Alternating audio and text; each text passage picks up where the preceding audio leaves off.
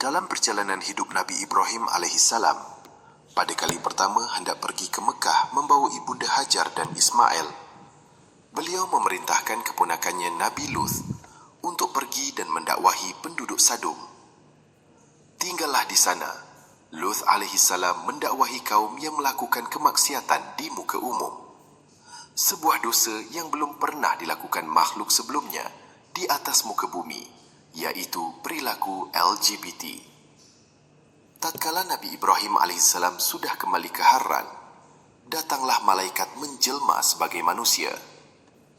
Ibrahim memiliki sapi. Ibrahim alaihissalam memerintahkan agar Sarah memasak anak sapi untuk memuliakan tamunya.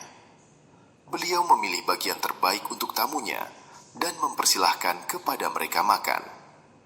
Tamu tidak mau makan, membuat Ibrahim takut. Mereka bilang, "Jangan takut, kami adalah utusan Tuhanmu." Sebab kedatangan mereka karena singgah hendak menuju ke negeri Sadom. Dan Sarah saat itu berdiri dan tertawa gembira atas azab yang akan turun sebagai balasan bagi orang yang telah berbuat keji dan kufur. Maka diberitakanlah kabar gembira tentang akan lahirnya Ishak dan setelahnya Yakub alaihi salam. Sarah berkata bahwa saya wanita mandul. Di waktu muda tidak melahirkan, bagaimana mungkin di hari tuanya? Kalian akan lihat, kerantan Allah memuliakan Nabi Ibrahim dan istrinya. Kalian akan lihat lahirnya Ishak dan cucu kalian Yakub. Berangkatlah malaikat itu ke desa Sadom. Karena lembutnya Nabi Ibrahim alaihissalam mencoba untuk mencegah mereka dengan harapan kaumnya akan bertaubat. "Wahai Ibrahim, a'rid an hadza." Berpalinglah dari hal ini. Negeri Sadom terdiri dari 7 kota di Laut Mati, dihuni oleh para pendosa. Mereka melakukan dosa terang-terangan di depan publik, bahkan menjadikan orang yang berusaha mensucikan diri sebagai kriminal. Maka malaikat pun menjelma dalam wujud pria yang paling tampan, datang ke rumah Nabi Lut alaihissalam. Perlawanan dengan setan yang menjelma dalam wujud yang mengerikan. Musibah lainnya adalah fakta bahwa istri Nabi Lut alaihissalam tidak mengikuti agama suaminya, sehingga mengkhianati Nabi Lut. Dia mengabari kaumnya perihal Nabi Lut yang memiliki tamu sangat mempesona. Kaumnya pun datang dan mengetuk pintu. Mereka ingin menyerbu rumah Nabi Lut. Tatkala tiba, wajah Nabi Lut menjadi merah padam, bukan karena pelit, tapi karena khawatir apa yang akan mereka lakukan terhadap tamunya.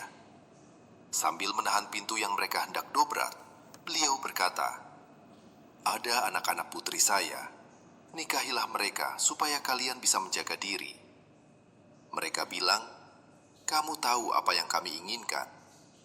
Lau kana li bikum quwwah au awi ila ruknin syadid."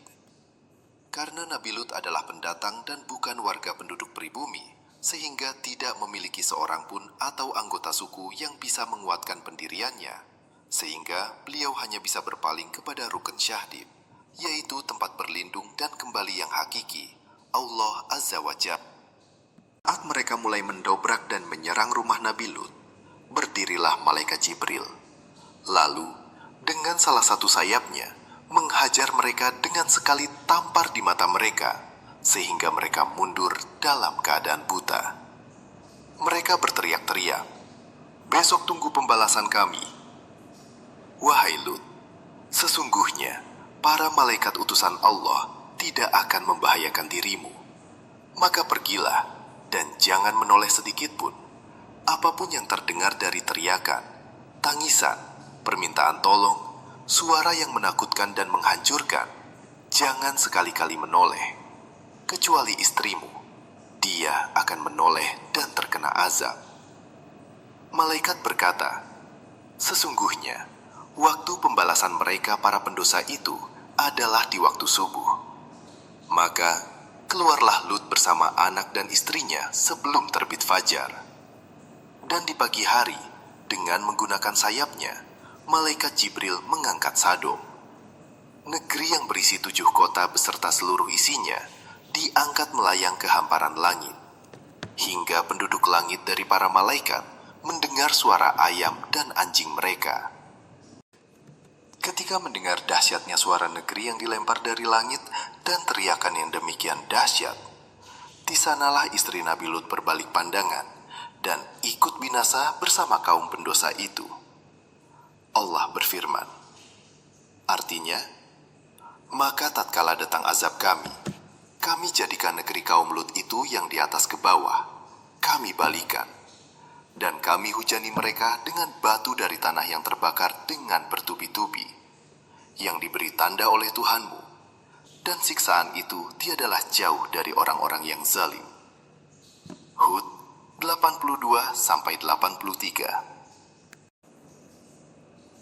Sesungguhnya, azab Allah amat dekat bagi orang yang berlaku zalim.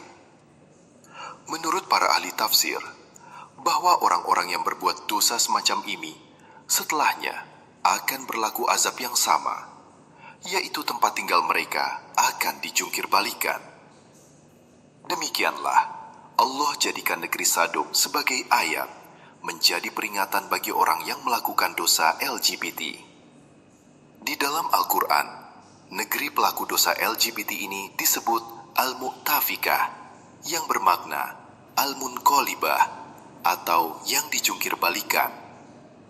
Negeri kaum Sodomi itu dijungkir balikan, yang di atas jadi di bawah, sebagai bentuk balas dendam dari Allah Azza wa Jalla